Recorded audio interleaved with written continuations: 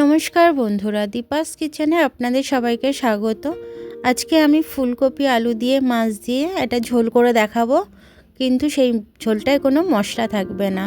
বিনা মশলায় তরকারিটা করব, আপনারা দেখুন কত টেস্টি হয়।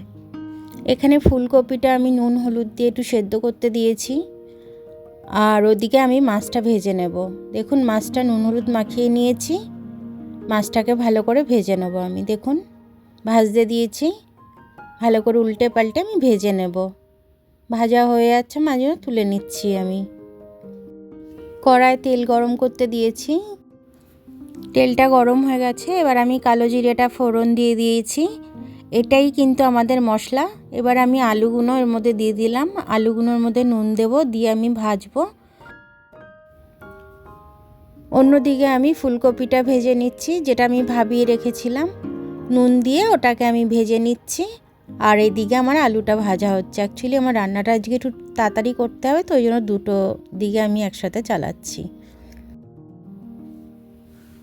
দেখুন এই কাঁচা লঙ্কাগুলো আমি চিড়ে রেখেছি, এই কাঁচা লঙ্কাগুলো আমি দিয়ে দেবো।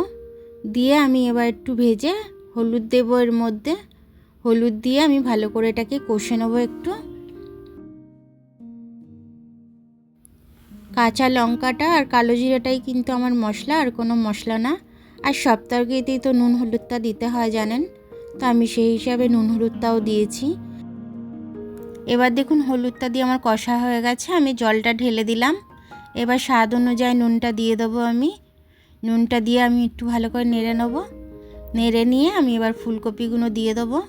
ফুলকপিগুলো দেওয়া হয়ে গেলে আর একটু ভালো করে নেড়ে নেব, নিয়ে তারপরে মাছগুলো দিয়ে দেবো এর মধ্যে। সুন্দর করে মাছগুলো সব সাজিয়ে সাজিয়ে দিয়ে দিলাম।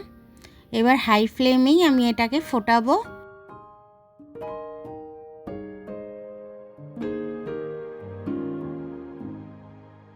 দেখুন আমি 10 মিনিট বাদে চলে এলাম।